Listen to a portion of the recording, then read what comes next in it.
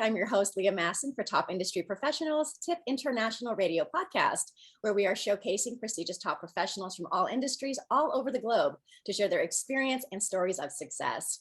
My amazing co-host is here with me, and we are so honored to have her as a host of the show. Originally from Namibia, she was crowned Miss Universe in 1992. Please welcome Michelle McLean. Hey, Leah. Hi, Hello. Hessel. Hey, listeners. It's so lovely to be back with you. I'm actually in Namibia at the moment. Fantastic to be here with family and doing some work. But what we would like to celebrate today is our amazing guest. He's returned all the way from Canada. He's a world-renowned entrepreneur and philanthropist. He's been an honored member of the International Association of Top Professionals for the past 5 years and has been honored at IAOTP's annual awards gala in New York, as well as Las Vegas, as Top CEO of the Year, Business Innovator of the Year, and it gets better, Lifetime Achievement Award, Male Visionary Award, and this year receiving the Presidential Community Executive Award by IAOTP. Well, he's owner and CEO of Vifield Enterprises. Please welcome Mr. Hessel Kielstra. Hessel, thanks for joining us. Thank you. Thanks for having me. Yeah, we're so excited to have you back on the show. Hessel, tell our listeners about your family business, Vifield Enterprises, and how you got started on this journey. That goes back a long ways. Yeah. And it started with the death of my father. So he ran a small dairy farm and passed away in 1969. And then he had 6 sons. So with my mother, a widow at the age of 43 and 6 sons, we decided to go in business all together and see what we could do. And from there, yeah, those were the beginnings as a dairy farm. And then we ended up with going into poultry and bakery and other various things. And you were 18 at the time, right? Yes. It's incredible. I can't imagine taking over a family business at 18. Did you have any mentors at that point in your life that kind of helped you become successful? Not really, because it was a unique situation, and yeah, what do you turn to sometimes? Mm-hmm. So no, we just kind of figured out how to do it. But it was one of the things that helped me a lot is because a couple months after he passed away, we needed some money, and where do you go?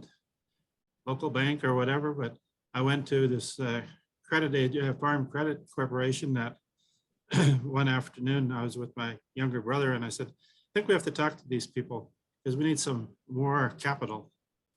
And he says, well, I'm going to sleep. I think that's useless. So I remember standing in front of the door and do I do it? Do I not? I went through and asked for a loans officer, and the girl says to me, you're out of luck. It's lunchtime. They're all gone. You want to talk to the president? And that's what I did. And when I left, he was convinced and ready to lend us $100,000, which is a lot of money for an 18-year-old in 1969. So that gave me a lot of faith and stuff. But the beauty of it is it showed the ignorance of a youngster, because who, when you're older, goes there at lunchtime. But at 18, you pay attention. So if I had followed protocol that we'd all be advised on, or I just do, I wouldn't have ever got it, because I'd have never got to see the head guy that was ready to believe in us. So that was a great start. Hessel, it's been 40 years that you've been a seasoned and international business leader and trusted CEO. So what is some advice you can give to anybody aspiring entrepreneurs out there?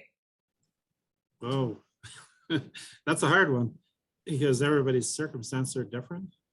But you have to be prepared for lean years. You have to be prepared for setbacks. You kind of have to take an attitude to find a silver lining in everything that goes wrong. And if you can do some of those things, you'll probably get there, but it takes time. It's not an instant thing. It just takes time to build a business. And there can be all kinds of setbacks, but like I said, you look for the silver lining in it and you run with that. Speaking of setbacks, I'm so curious, Hessel. COVID is wreaked havoc for businesses around the world. I'm so curious how you guys navigated the pandemic and what kind of challenges you had to overcome with that. It's been testy because we've done okay with it all. Yeah. But it has been in our organization and we've never been shut down. But it was close because you have a number of workers that get it. Sure. And then they have to quarantine. So in the beginning, we were rather concerned because in our poultry plant, we had quite a bit. And then it was on the news and you don't want it all public that you have an issue with it. I mean, it wasn't unique to us, but it was still for us individually, it was unique. Yeah. But we did talk to the press about it, and that actually helped us because they treated us really well, and Alberta Health Services did. And what happened then was the workers felt safer to come when they heard from other sources that we had done everything that we could and that it was probably safe. But it's been ongoing. We're in an area where there's been a lot of requests for or demands for masks. And so you're dealing a lot with the mental capacity of people because people are not happy and mentally it's very hard on them. So it's the psychological side of life that kind of sucks. With this whole But talking about community, so you've been very, very active in your community, including 2 terms as an alderman of the city of Abbotsford, sitting on numerous boards, president of several private companies, and the chair of the board of Dordt College. Tell me, how do you balance your time between all this work and being a family man? It's not easy. Give us some tips. Well, some of it's just natural though, because one of my sons says, "Dad, you have an advantage over all of us because you sleep 2 hours less than any of us." All right. Yes, I'm one of those So, less sleepers than most people. I agree with you. yeah, I operate basically on 5 hours. That's a superpower. Yeah. And that gives you some more time. But other than that, no, it's a balancing act, and it's not easy. One thing when I was raising the children, or when we were, because I never did that myself. Yeah. I love how you do that. Yeah. All incorporated. I always made sure I was home on weekends, so didn't matter where I was. And there was the occasional times you didn't make it that way, but most of the times by Saturday night I was home for the Sunday and then go again on Monday. But it was just that gave stability to our 5 children. 5, oh gosh, So yeah. that was a policy I had. So I think that helped a lot from a family point of view. But yeah, it is busy and you work a lot of hours and you don't take a lot of vacation. I have a quick question. So it's a family business. How many family members do you have involved in the business itself? Well, there were 6 brothers. 3 of them are retired at this point in time. And then there's 16 from the next generation involved. That's incredible. Which has its real advantages and disadvantages, because if you want to dig deeper, all I'll say is we're a family of real people, so you can figure out the rest. Yeah. Right. Because there's always the sort of question that people have, like when family members are involved, it gets very intricate and passionate, and people have their own issues. But if you bring outside people in, then you don't have, people don't really have your back. So would you agree that it's better to work with family or with outsiders? I think the combination is great. Okay. Adds a little balance. Yeah. I mean, the family is the nucleus, but you need others with their skill sets to make it work. Gosh, Hessel, you have had just an extraordinary career. You've won numerous awards and have been recognized on an international level. You graced the front cover of Tip magazine, have been featured on the famous Reuters building in Times Square. You will be honored in Palm Beach at IAOTP's annual awards gala for your selection for Presidential Community Executive Award and for being selected to be featured in IAOTP's Top 50 Fearless Leaders publication. With all of this, what would you say has been the highlight of your career or the most memorable experience that you've had to date? Well, that's a tough one because I've had a lot of experiences, but to sort of say, this is the most memorable. That one's hard to say. The most cherished is when I got married. Oh, that's so beautiful. That was the most important move I ever made. And someone's getting some points for that. Oh, and that's 45 years ago. And that's incredible. we're still very happily married, and she's been a great supporter of mine. And without it, I wouldn't be where I am. Aww. So, did you guys meet in school? No, she was teaching my younger siblings.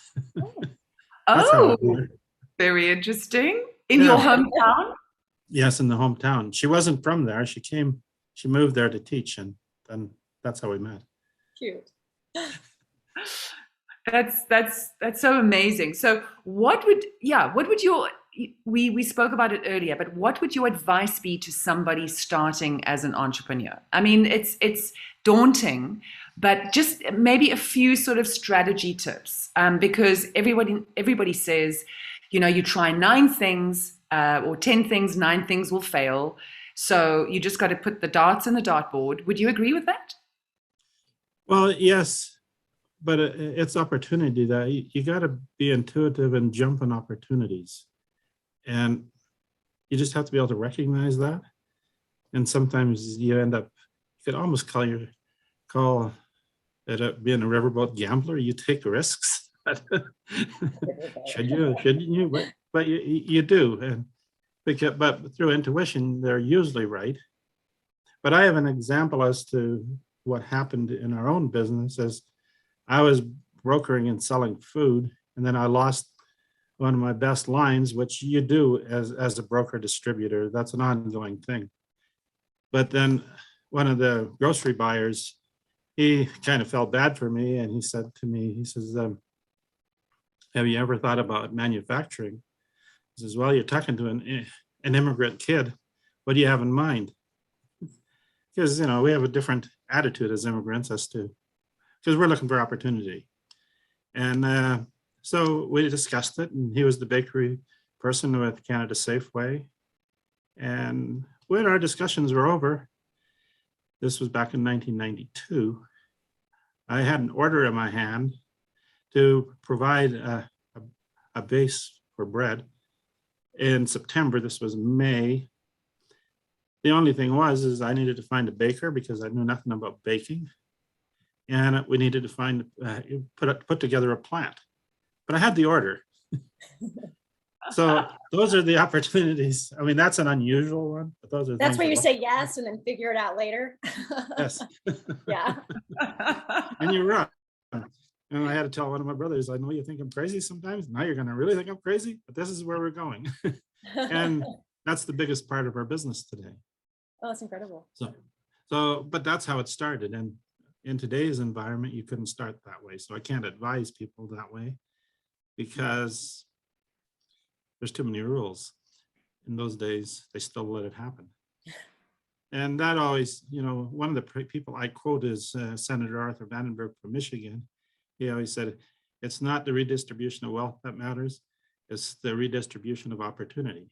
Mm-hmm. And this, to me, was a true opportunity. So that fulfilled kind of how I see life. Yeah, that quote is very powerful. Absolutely. Do you think that attributed to your success? Oh yeah, yeah. It's you're looking for opportunities and you jump on it, and you don't want them necessarily just. Well, like redistribution of wealth. This doesn't do that. That doesn't motivate you, but creating things and doing things motivates you. So I was very motivated by that, and as immigrants immigrants that came from the Netherlands when I was 2 years old. That was just after the war, and people were looking for opportunities because it wasn't in Europe at that time. So. Hessel, I want to touch on your philanthropy work. Last time we chatted, you had mentioned the organization Partners Worldwide, and you're especially passionate about it and their mission. Will you tell our listeners a little bit about that organization and your involvement with it? It's an organization that helps business in a small way in many countries. So it helps the ladies in Africa, for instance, that are hardworking but don't have, what are they going to do? Well, they get loans to do a small business. And so it's a lot of small business. So Partners is in the Philippines, it's in Nicaragua, it's in different parts of Africa, in India, Calcutta. And it just gives dignity to a lot of people that otherwise would be destined to poverty. And I find that very exciting. And it has helped a lot of people come out of poverty. And it's not massive riches. No, it's out of poverty. And it's the dignity that they have. So I just think it's a great formula, and it works well. There's been great results. And presently, because of the pandemic, I haven't been able to travel to any of their fields, which bothers me because then if I kick the dust, I get a better understanding of things. But they did decide to make me chair of their board, which is a little daunting because I haven't been at the ground level enough. But we'll work through it. Oh, that's exciting. Yes. That's wonderful work. So I'd like to invite you to Namibia at some point when you're ready to travel. Yeah. I have been in Namibia because my daughter was there when she was 20 years old in 2020 with Partners, as it had just started at the time. And she'd done some volunteer work for 3-4 months. And so I've been in Namibia. That's amazing. Hardly anybody has. That's wonderful. Yeah. Well, we'll welcome you back again. So yeah, and there's other things I get involved in.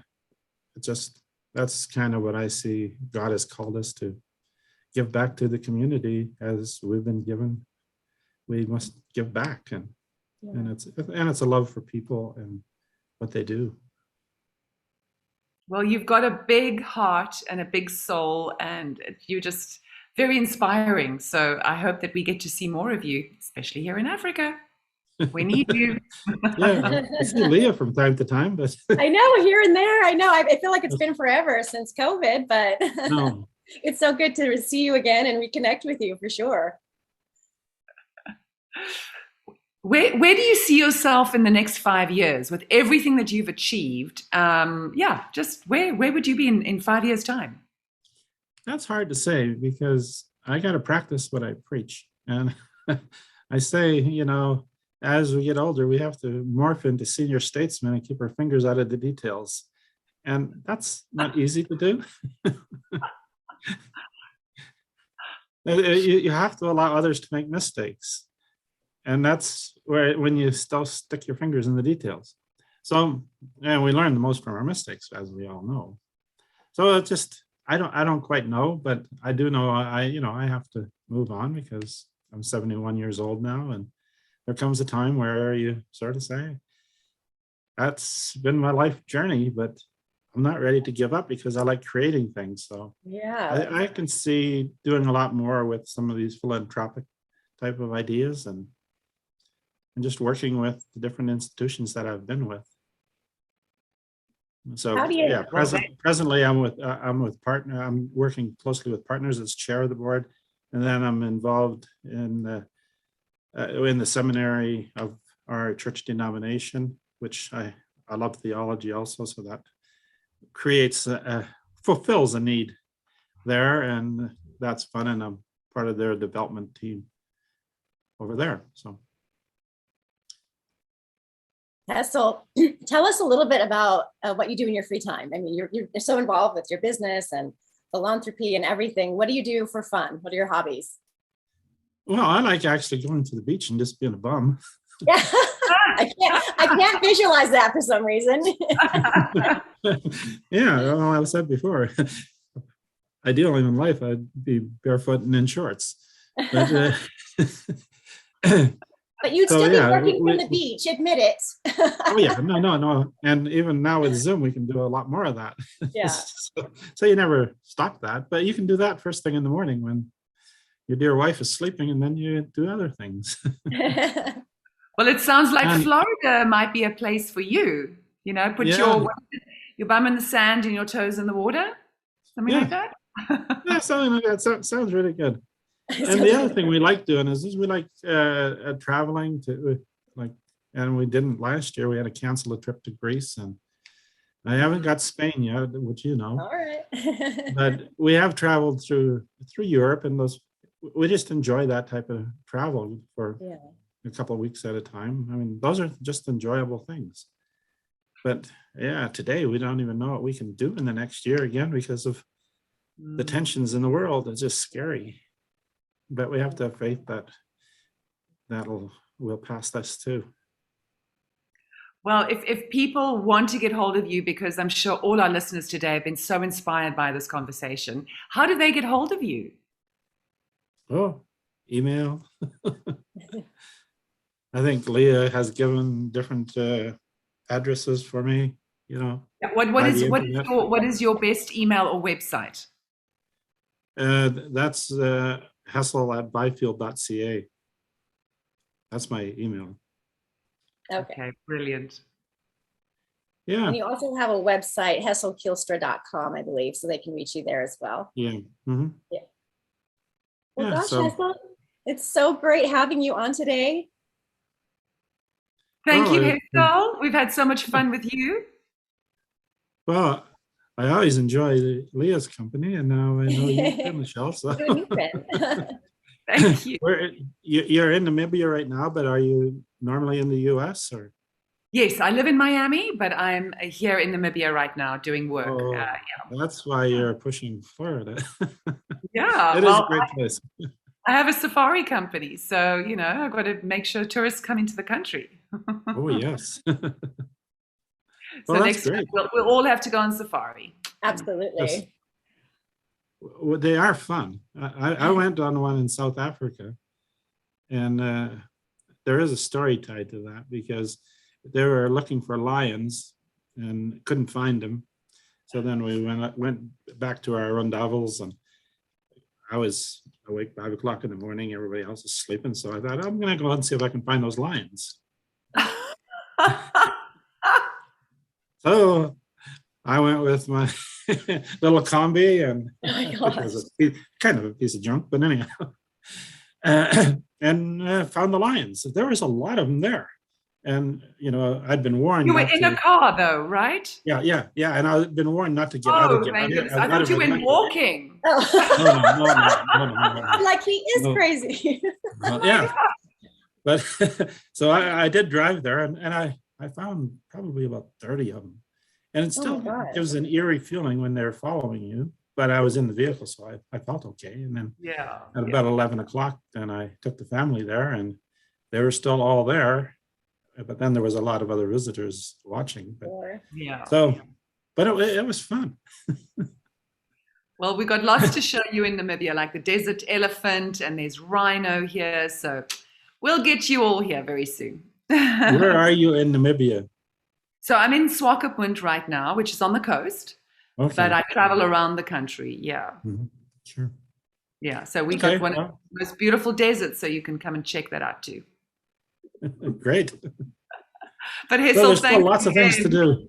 Yeah. Thanks. And we look forward to catching up with you in your busy schedule. Okay. Thank you very much. Thank you so much, Hessel. Good to see you. Take care. Thank you. Bye for now. Bye.